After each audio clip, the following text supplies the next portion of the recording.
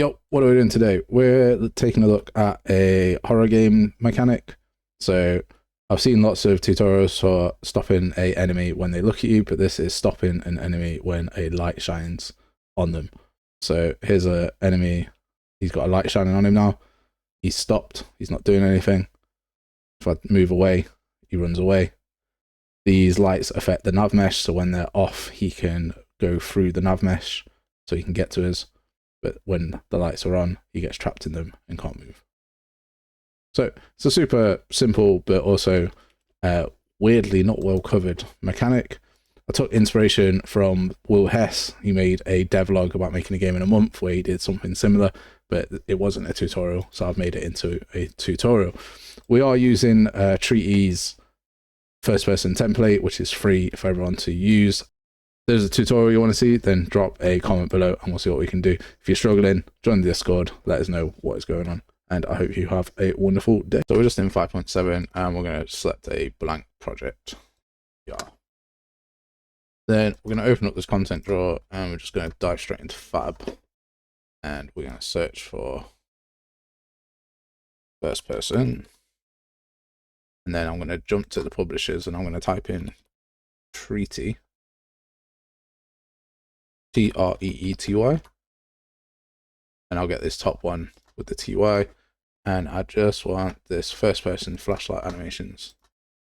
We're just going to download it 5.6, which is fine.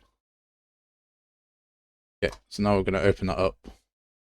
Open up the demo, open up the maps, go to default showcase. You can see now we have working map, got flashlights, got animations, and we'll just click import to change the content files. It's fine. Okay, so now we're going to stop playing our game. We're going to go to world settings, and we're going to find this example player by clicking on this folder and open up this bad boy, and then dock it at the top. In the viewport, we're going to find the spotlight here and click add. I'm going to add a cone to the spotlight, and then we're going to come to first person mesh, click on advanced, and we'll click pause animations. If you don't do this, then when you're lining up the cone with the spotlight, it goes all super weird. So we're going to move the cone around. You're going to have to keep pressing on spotlight to just make sure that it's in so that general vicinity. So you're going to want like 0.02, minus 7.5, and minus 0.5, and minus 90 on the rotation. And then the cone, we're just going to move it up a bit like that. And then this light goes way too far for what we want, so we're going to bring that in, but make it a little bit wider. And the outer cone, make that a little bit wider too. And then for our actual cone, we're going to increase the Z, probably to about 5. No, to about 2.5. Go back to spotlight and move it back up so that the end of this cone is just about where the spotlight is. And then we're going to go onto the cone again, and on the scale X, Y, and Z, make that about 2.5 on each. That might be a bit big. No, that's perfect. And we just want it to be a little bit smaller than the spotlight because we don't want it to be on the edge. We want the enemy to just be inside it a little bit. And remember to go back to first person mesh and untick pause anims so that we can actually play our animations. Select cone again, scroll down, and right now it's on block all dynamic. So we're just going to change that to default and then change it to custom. Click compile. And we're going to change the visibility in the camera to be ignore, and the world static and world dynamic to be ignore, and the pawn to be overlap, and everything else to also be ignore. So I realized as I was editing this, I didn't really explain why that was for anyone that's new. So We don't want the flashlight to interfere with the visibility channel because that moves the camera forward. And the same for camera, we don't want it blocking the camera, so we just ignore those trace channels. World static and world dynamic are the objects in the world, so I don't want the cone to interfere with those, so we ignore those. Pawn will be what our enemy is set up on.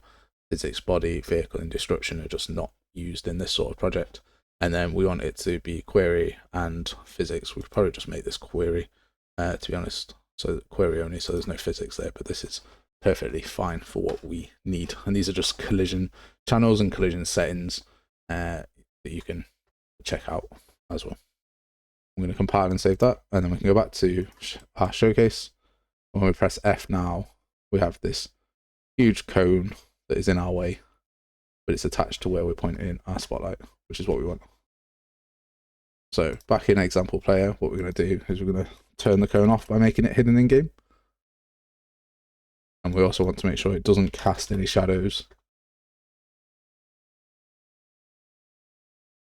So make sure that cast shadow is turned off, and compile and save. Go back. And now when we pull out our light, got a light that is a bit smaller on our field. And we can increase the brightness of said light by going to spotlight and finding sort of light brightness and put it up to 25,000, for instance.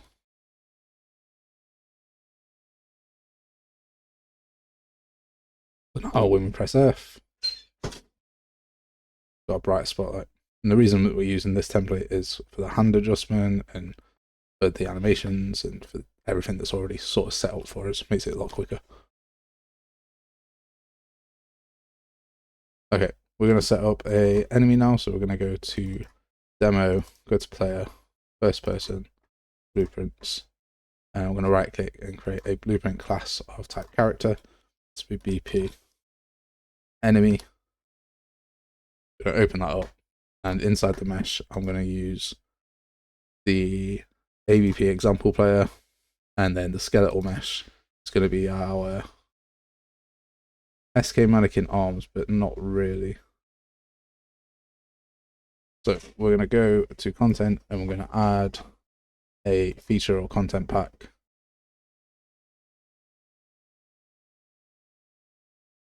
And we're just going to add the third person content pack to our project. So now in enemy, we can select the SKM Manny symbol and get the skeleton. And in animation, I can do AVP armed. So now I can drag them into the world. You can see what they look like. They look like that. Okay, back in BP enemy, what we're going to do is right click, create a custom event, and we'll create some basic AI. This will be roam around. We can right click and get random reachable point and radius. The origin is get at location. And then we can do AI move to. Random location goes into destination. Pawn is self. And on success we do delay.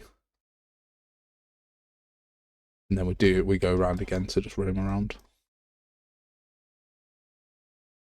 And then on begin play, we can call roam around so that we can start. So when we start, we're going to call the roam around node. It's going to get our current location, get a random point in a radius, which we need to set to be like 1,000. And then it's going to move the self, which is the character. When it gets to the destination, it's going to then delay and it's going to roam around again. So we can press into our game now to start it, and we can see our character doesn't move. And the reason for that is that we haven't added what we call a nav mesh bounds. So this nav mesh bounds here. So once we press on the square and the plus button, we type in nav mesh bounds, drag it into the world, press P. You can see it creates this little green box. Let's expand that a little bit. Cover the world, and now when we press play, our guy is moving. He's not really moving, he's sliding. So inside BP enemy, we'll come to this character movement component, and we're going to do acceleration and tick use acceleration for paths. And then we'll click play again. And now we can see the character is moving around, moving fast, and he's rotated the wrong way. So in the viewport, we'll get our mesh, and we'll just rotate our character by minus 90 degrees. And we set his speed. His speed is a bit fast. So his current speed on his maximum water speed, we'll just make it 300. And then we can check it again. And now he walks over to where he wants to go, as we need him to. Beautiful. In BP example player, we're going to go back to event graph. We're going to select the cone, right click it, add event on component begin overlap. And then right click cone again, add another event on component end overlap. Pretty simple. When we overlap our raptor, we're going to get component by class, and we're going to get the movement component, character movement component, and we're just going to set walk speed and make it 0. Copy this, Control C, Control V, put it back to other actor, and we'll make this 300. Now we can try that.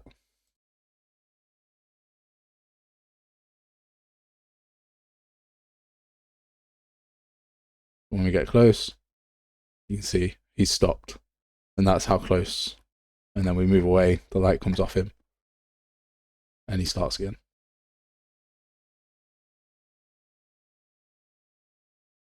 But it's not overly dark here, so we're going to go to the outlier, and we're going to find our directional light and delete it, and skylight and delete that too. And now it's very dark. We're going to press F to turn our light on. See, there's our guy. Now he's stopped and he's not moving because we've got our light on him. Now he started moving. There we go. Okay, next part. We're going to do roughly the same thing by creating a light source that he can't go into. So when we go into it, we're safe. So we're going to right click, get a blueprint class, type actor, BP light. And we're going to open that up, and we're going to add a spotlight and a cone. And then we're going to do the same thing again. We're just going to rotate the spotlight, sorry, the cone to be where the spotlight is.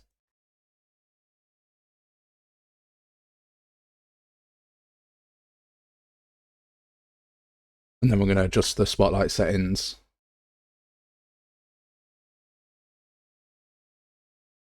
so that our inner cone angle just a little bit bigger than our normal thing. And then again in cone, this time we're going to do something different. We're going to go to custom, collision enable query in physics, and we're going to ignore everything except the vehicle we're going to block, and pawn we're going to overlap. Me again, floating editor person. So pawn is going to be our character or the enemy character, and that's why we want it to be overlapped. The vehicle one's a bit weird, but you'll see in a second when we get to how Unreal calculates its navigation mesh. We need a vehicle turned on here to block, so it creates a hole in the mesh, and then you'll see why that is in a moment. Compile and save that. Make sure that when we select the cone, we've got can effect navigation turned on. Go back to the showcase and drag out your light. We can see that it's affected the navigation because it's put it in here, which is what we want. So we're just going to rotate it by 90 degrees and lift it up. You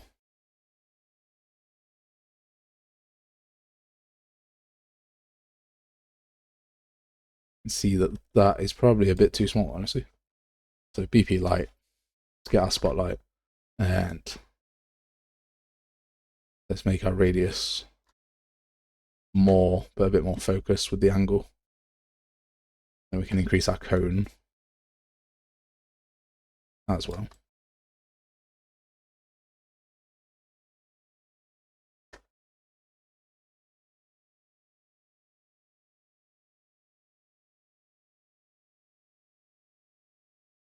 So you make your cone 5, and then we can directly manage that inside and just make the cone say 2 and 2. And then our spotlight will be 5,515 and 44. Now when we're looking at level, should be able to lift this up by quite a bit. There we go. So now we've got this light.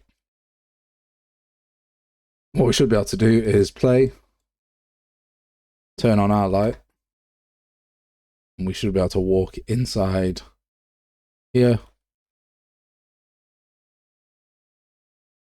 This is what we want. And then our light here, we're going to get this cone, make it hidden in game.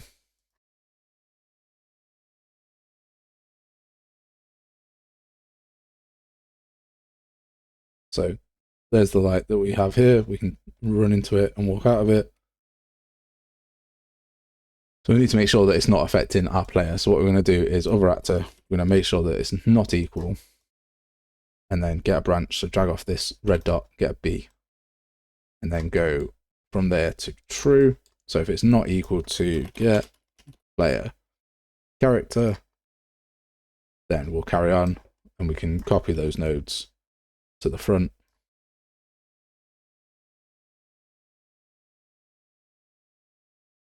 And then you just need to make sure that this other actor target is connected to this get component by class.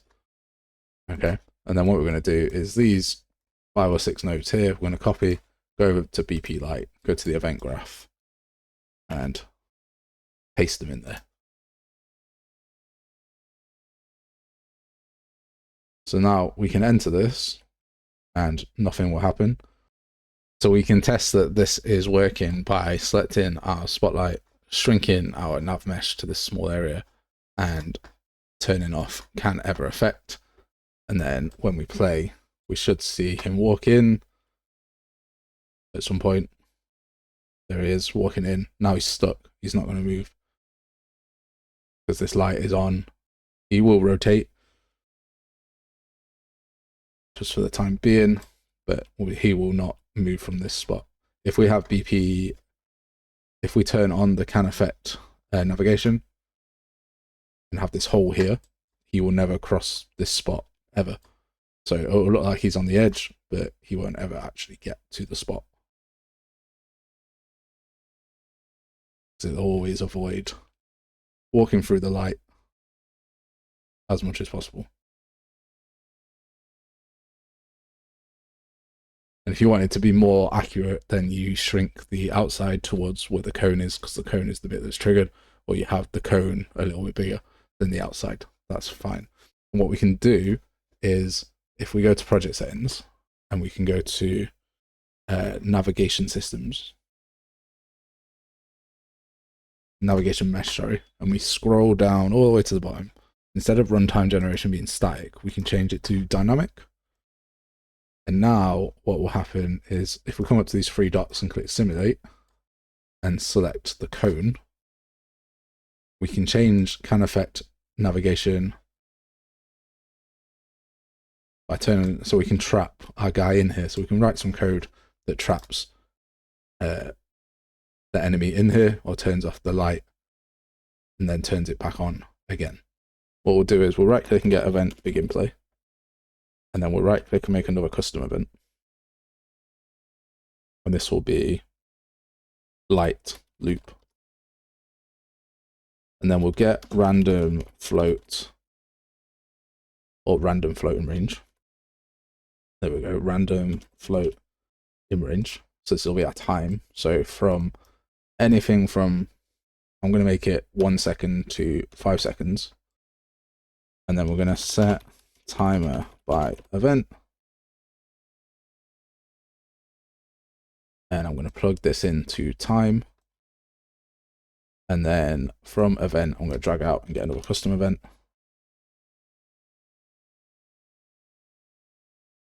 And then from here, what we're going to do is get cone and set collision enabled, make it no collision.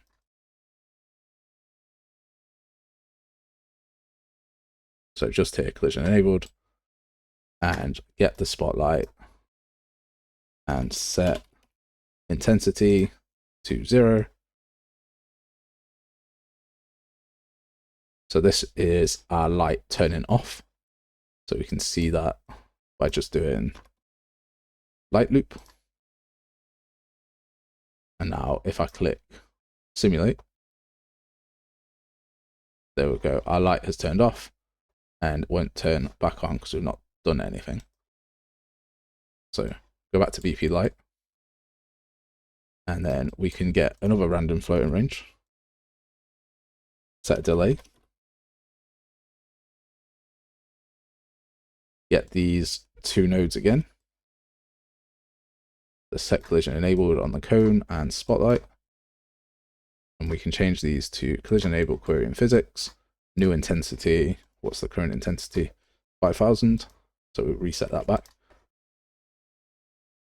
And then when we simulate again, it'll turn off after 1 to 5 seconds. There we go. And then after another 1 to 5 seconds, it'll turn back on. Just like that. And then right at the end of it, we can call light loop again to re-go around the loop. If you click looping, it will hold the loop the entire time, and that's not really what I want. It will run a delay. So now, 1 to 5 seconds, it turns off. Now he can walk through it. 1 to 5 seconds, turn back on. Now he can't walk through it. And if he was inside it, he would be trapped. Likely you want a longer time frame on this though. But now if we play our game and we press F to turn our flashlight on, now he's stopped. Now he's walking. Just about to see him because of the... And now we're back to not being able to walk. One thing I would say is that currently, if we do a thing here, the cone should go all the way through the wall. So if he overlaps the cone on the other side, he'll stop. So if we just go back to our cone and turn hidden in game off, you'll be able to see this.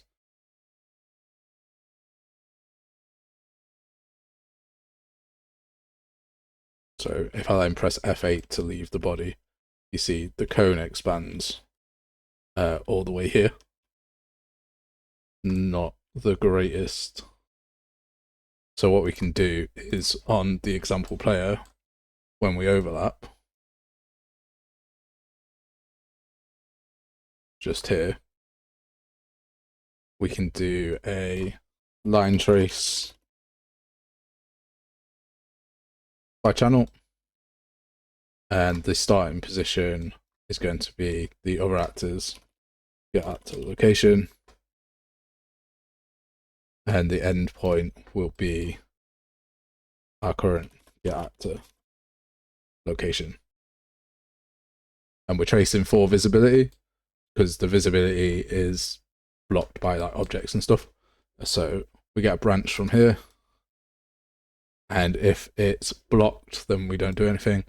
And if it isn't blocked, so if there is nothing blocking this trace, then it will go from the enemy to the character. And if that happens, then we set the max walk speed because we can see them and they can see us. But if it's blocked by something, they can't see us, so we don't do anything, and that will stop that happening. So now there is one problem, and that is that when our character is hit by a flashlight and also hit by a light and the light turns off, they move as if the flashlight is finished, and that's because we're running the same code on both and it's changing the state in both. So what we need to do is inside our enemy, we're going to create two variables. First one's going to be a variable of stunned, and the second one is going to be an integer, and that is going to be a num of light sources. Okay, and we're going to create a interface. So we're going to right click, create a blueprint, and then a blueprint interface. This will be BPI enemy. I'm going to open that up, and then we're going to do add remove light source, and the input of this is going to be a float light source value. I'm going to compile and save that. In BP enemy, we're going to go to class settings. I'm going to add this interface of type enemy. And then on the left, we've got interfaces. So we're going to add or remove a interface here. And what we're going to do is grab our get num of light sources and set it. And then we're going to add our num of light sources to our light source values and put that into there. Then what we're going to do is check if num of light sources is less than or equal to 0 and get a branch. If that is true, we're going to get character movement, and we're going to set movement speed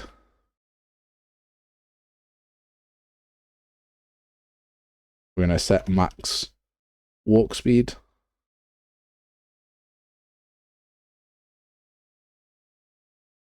back to 300. So if we don't have any light sources on us, then we're going to go back to 300, and if we do, we're just going to set it to 0. And we can also make it so that it's no longer stunned, and it is stunned here. Back inside example player, now what we can do is from this other actor is we can do message, and we can find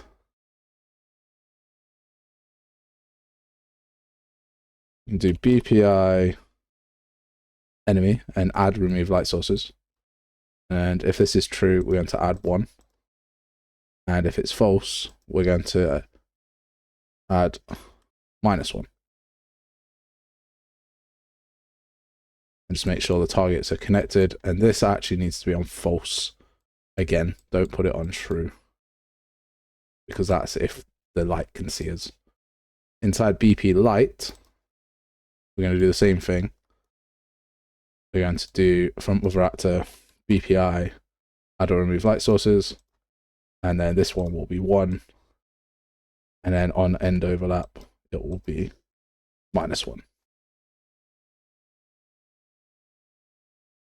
It's a little bit complex. So when we are hit with a flashlight, we're going to add 1 to our total inside our enemy just here. So we're going to get our light sources 1 and add that to our number of light sources, which will be 0. So now we'll have 1 light source. We're going to check if we are less than or equal to 0. So we've not got a light source. Because we've got 1, then we're going to set it to 0, and we're going to be stunned. If I turn the flashlight off, then it's going to remove a light source, and we're going to go back to walk speed. But if I have my flashlight on and it's inside a light particle, we're going to hit 2 number of light sources. So it's going to add 1 for each one. And then if the light source goes off, it's going to go down to 1, and this will still be stunned and true. So that's going to fix our problem just there very easily. And that'll be it for this tutorial. So let me know what you think. I hope that's useful for you. Any issues, drop a comment below, join the Discord, let me know what's going on. And I hope you have a great day.